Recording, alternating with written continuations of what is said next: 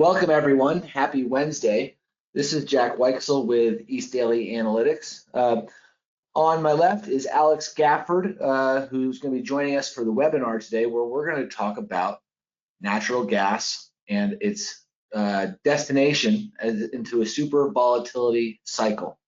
Why we see this as a constant in the years ahead is a subject of much debate, and we're going to lay out our viewpoint here over the next 25 minutes or so. We're going to give folks a minute to get into the room and kind of fill up here for a second. So while we're waiting to formally start here, I've got some products here that might interest you. Of course, if you're a client, you likely already get these. But the first two are the Permian and Houston Ship Channel supply and demand reports. You can click on the QR codes to go to our website landing page to learn more about those reports. Very interesting takes. We're going to talk about those two markets in particular in detail in this webinar. And then over on the right, our macro S&D, which we will also reference as well. I should note that you can buy this online with just a credit card, and it's a fairly inexpensive option to get introduced to East Daily and understand how we view the natural gas market. Excellent report, lots of data, coverage on LNG, basically our production forecast by basin for every month, and it does go out to 2030. So an important report. All right, let's give another moment here. You guys can all ingest this, and then we'll get started.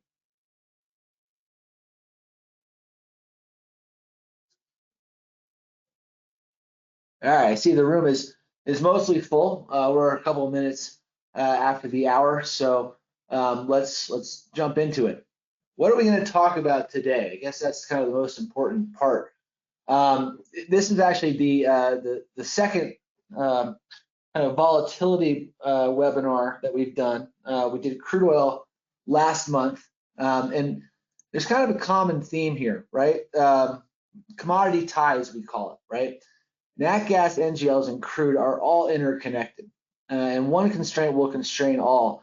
This is particularly relevant when it comes to the Permian, which I'll get into in the next couple of slides. But yes, these three commodities are all intertwined, and we'll explain that as we get going here. Specific to natural gas, we saw obviously a drop in production to start out the year, pretty severe with a kind of a nonplussed winter, and then declines throughout March into April. A little bit of a recovery in May and June of this year, but we've also reached a point where we're very currently oversupplied. So in terms of a production recovery, what's it going to take for that to really come into effect, and when is it going to happen and where? A lot of that follows the infrastructure, so Alex in particular is going to get into that when we get to that point.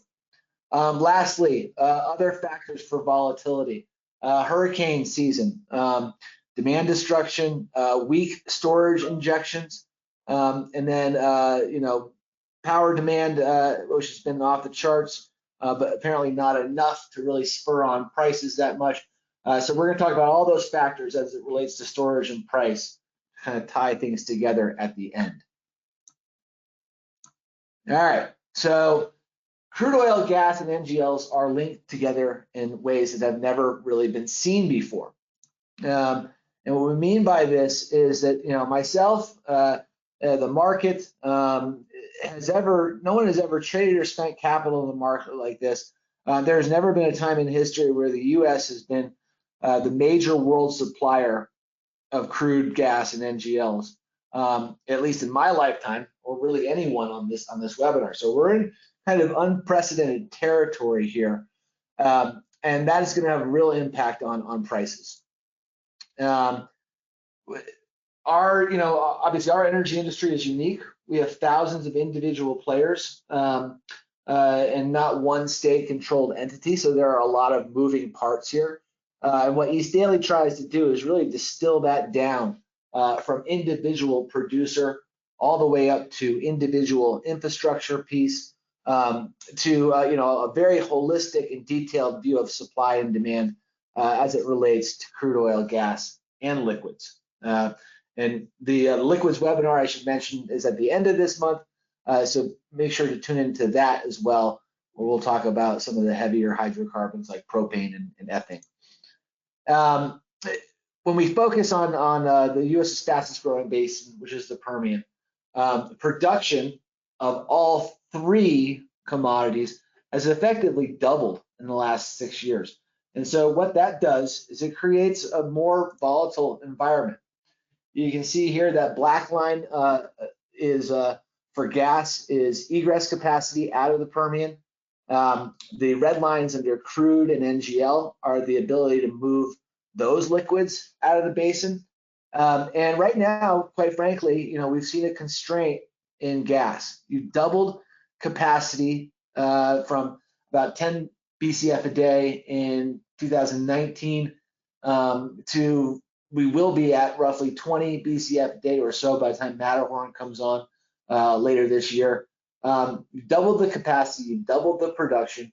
You're bumping into capacity constraints now, which is holding up crude and NGL, the ability to get those materials out of the ground. So you kind of see there, NGL egress suffered from a little bit of an overbuild, but production of NGLs in the basin is catching up to the point where it's going to need more egress capacity in the coming years as well. So pretty amazing time. The Permian is the epicenter of volatility as it relates to U.S. gas, crude, and NGL markets. And I just wanted to spend a little bit of time focused on that because it's hugely important. Again, when we had 10 BCF a day of capacity, or less, not much volatility in the basin, right? Pretty flat pricing. Would get down into negative for a while. But when you have double that capacity, you have double the Waha gas price and volatility. You can see there it started to 2021, got $12, and then soared down, has soared up in the past.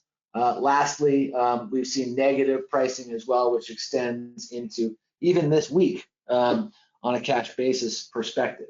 So expect more volatility as more egress capacity comes online in the basin and more molecules try to escape that region and find market. Let me introduce Alex Gafford. Alex is one of our most senior energy analysts here, and he's going to get into specifically what's going on in gas for the Permian, Houston Ship Channel, and Katy markets as well. So take it away, Alex. Thanks, Jack. Continuing off what you just said, looking ahead at Waha volatility, we actually anticipate that to be alleviated a little bit with Matterhorn, as that's a major release valve, which we expect to come online in 4Q of this year. We forecast that line fill will begin in October and then ramp up to 1.5 BCF a day by end of year, and then the full 2.5 BCF a day by March. As you guys can see in that graph there, we expect those volumes filling Matterhorn to primarily be diverted from flows that have historically flowed north to the Mid-Con, not new incremental production, as you can see down here in this northbound graph. However, as the incremental production does grow, we see that northern route bumping up against capacity again out in 2027 and beyond. Whistler's recently announced Blackcomb project is not yet incorporated into these graphs. Whitewater has announced an in-service date of the second half of 2026. This timing will definitely help alleviate those 2027 and beyond discounts we're forecasting down here. We recently wrote a data insight looking at more details on Blackcomb's impact to our outlook. So look for that if you guys are looking for additional details there. What I think is really interesting about Matterhorn is how it's going to impact the Houston and Katy market. Matterhorn has potential to cause an excess supply of gas at the Katy hub, as there's no new demand valves to absorb the 2.5 BCF a day of new gas. We anticipate the market will respond by pricing Houston Ship Channel back and diverting flows that have historically flowed south from Carthage into Katy back up into Carthage. That's what this top graph here is showing, that historically we've had, just over, around 5 BCF a day of flows coming down from Carthage into Houston Ship Channel, and we're forecasting that route to be significantly less full post Matterhorn. We anticipate the market will respond and kind of force this by weakening Houston Ship Channel prices to kind of create that volume movement. And then looking, a little bit further ahead, post 2027, outside of these charts, we anticipate that as the South Texas LNG projects and infrastructure come online, as well as Mexican demand increases, we'll see that route from Carthage down to Katy need to refill again. The volatility experienced in the ship channel will extend, reaching into Carthage as a result of the flow diversion as well. This will fill southbound corridors connected to the coast, as well as push some additional gas into the MidCon. Unfortunately, we don't have time to cover this dynamic in detail in this webinar, but look out for the latest Southeast Gulf Supply and Demand Report to see our latest view and reach out with any questions. Clients will also receive an additional short video link in your email that evaluates Southeast price markets and how they will be responding to the Plaquemines ramp. And with that, I'll turn it back over to Jack to talk through production and demand. Great. All right. So we kind of talked about the where. Let's talk about the when here. As we mentioned previously, the first half of 24, big production slide. Haynesville, which comes in under that Arklatex barrier there, banner there, really took it on the chin, down about 1.8 BCF a day in the first half of 2024. We did see some gains in the Permian and the Rockies, however, which has mostly kept the ship afloat. Some would say that we haven't declined enough, and I tend to agree. We have seen announcements, particularly around Northeast producers like Coterra in recent days, about wanting to reduce production again for a second time until the market figures out what to do with this surplus. Second half of 24, we see production slipping again in the Haynesville, but not as much. So you can see that 1.2 BCF a day decline in the Arklatex category there. This is basically going to decline to offset continued growing production in the Permian, which of course is price agnostic due to all the crude oil production there. So a little bit of a slowing in the production fall, but this is going to be what's necessary in order to balance the market so that we don't overrun storage this year. Another lever to pull on here is demand. So let's talk about that. The pause is dead. Long live the pause. What does this mean, right? Well, when we talk about LNG demand, we talk about it in kind of in tranches, right? Sure, there's a lot of capacity right now, but between this time and next October, there will be even more, with or without the pause, right? The pause is still relevant, however, even though it is supposedly dead. The Biden administration is challenging that ruling, so it is on appeal, but it is still, they're not allowed to be a pause while it's on appeal. So the pause is dead, but the pause isn't really dead. That isn't confusing enough. And I guess what I mean by that, to talk about it in further detail, the definition of expeditious review of non-FTA permits, it's going to be a hard one to kind of get a real finger on, right? So far, the active pause pushed back non-FTA approval by 5 months, so roughly end of January to beginning of July.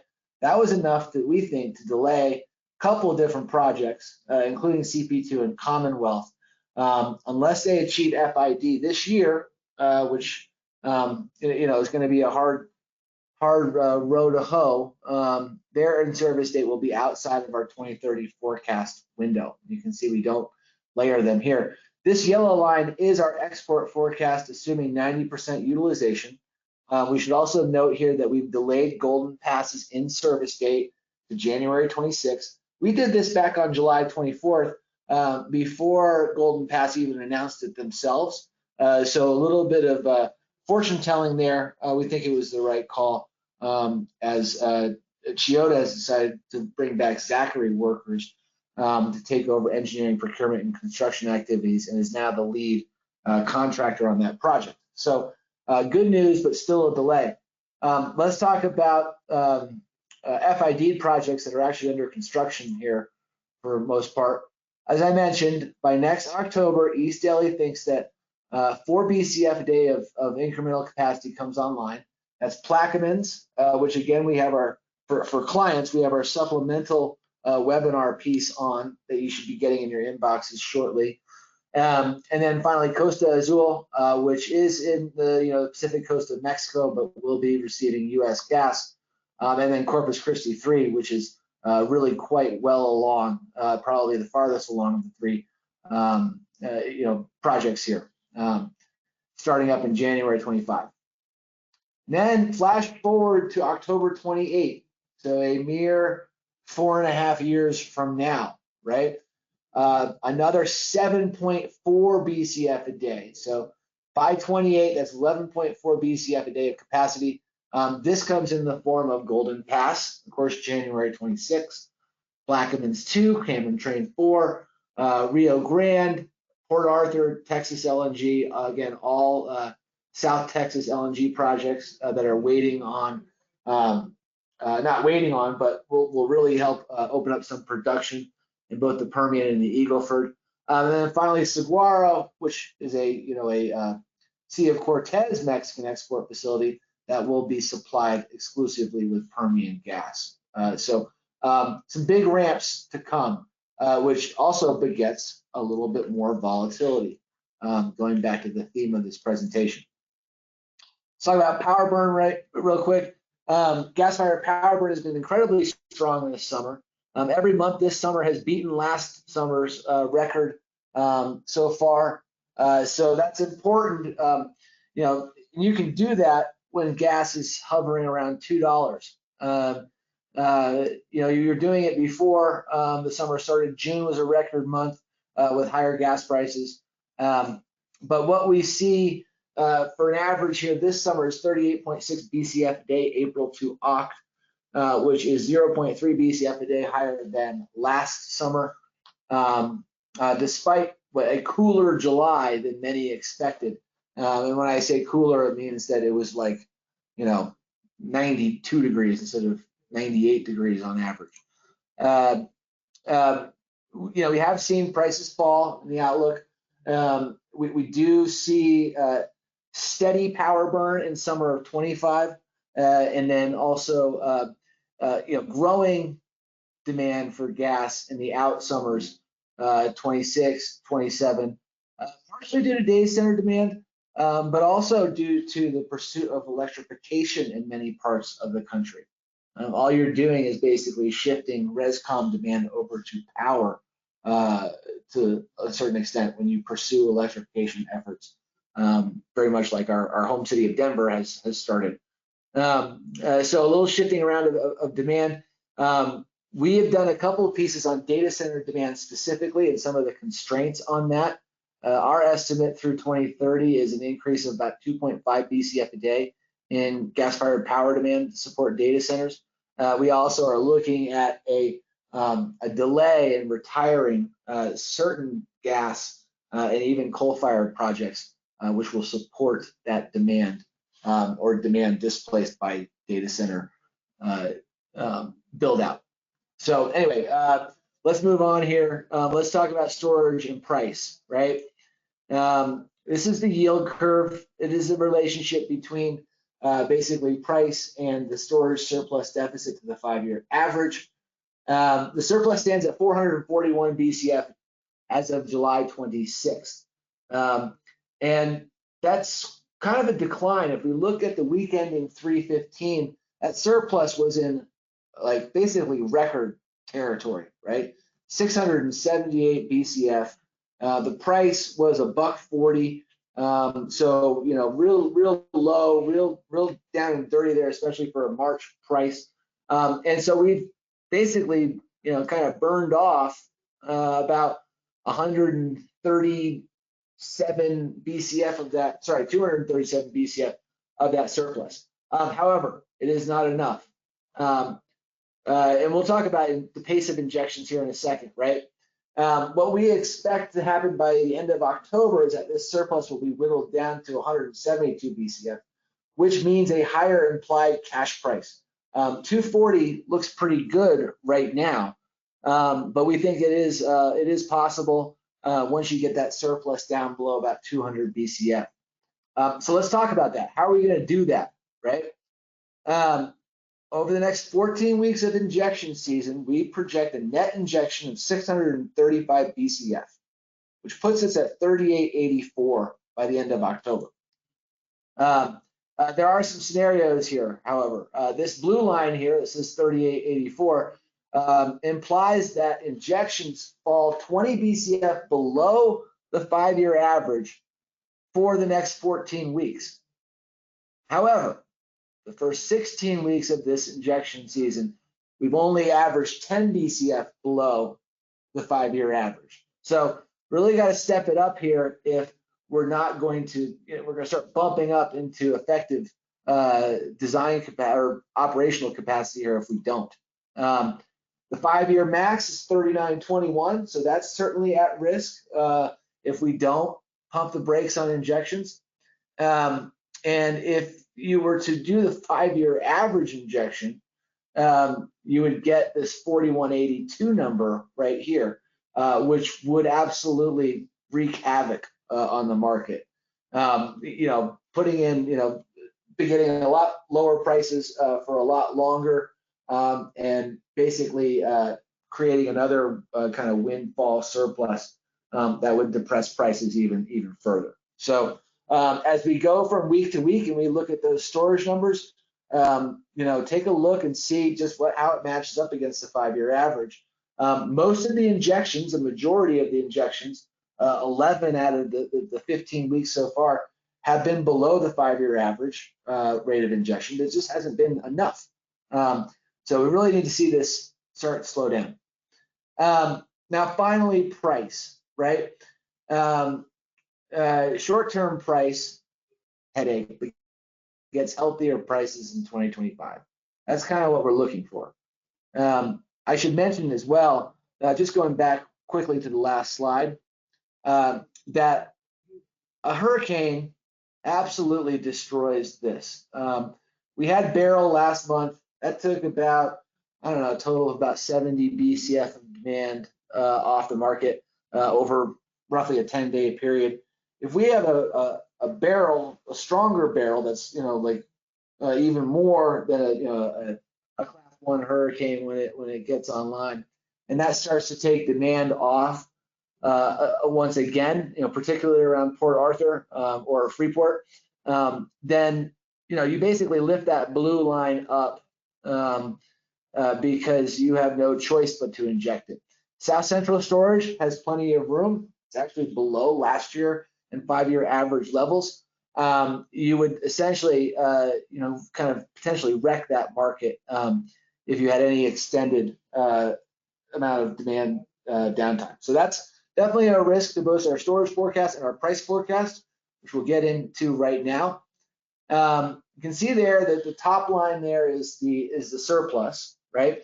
By October of 2025, we see this coming down to about negative 171. Again, 172 in October of 24, which does beget a higher price. 171 in October, minus 171 in October 25, which should have prices moving upwards and to the right.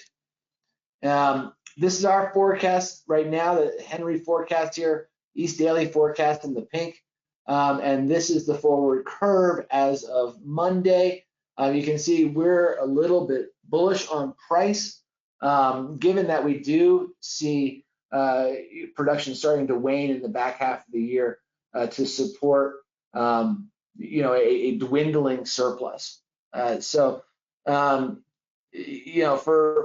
2025 though, I think the importance here is that we're showing Henry Hub at about 367, which is $1.40 above the 2024 current average, and also about 50 cents above where the forward curve is right now. Historically, the curve has moved up to match our forecast. We anticipate that doing again, unless one of those black swan type hurricane events occurs and really wrecks the market and keeps it oversupplied for longer. We've accounted for the Golden Pass LNG delay in this as well, our price forecast we believe still holds. We'll start to see healthier prices by the time we get into March 25, and again approaching $4 in October 25 as those deficit conditions arise. So that's a wrap on this webinar. Thank you all for listening. You can reach out to myself or Alex there with the contact information above if you have any questions. And of course, if you're interested in Houston Ship Channel, Permian S&D, or any of our new products, please click on the link. And again, that macro S&D is on sale.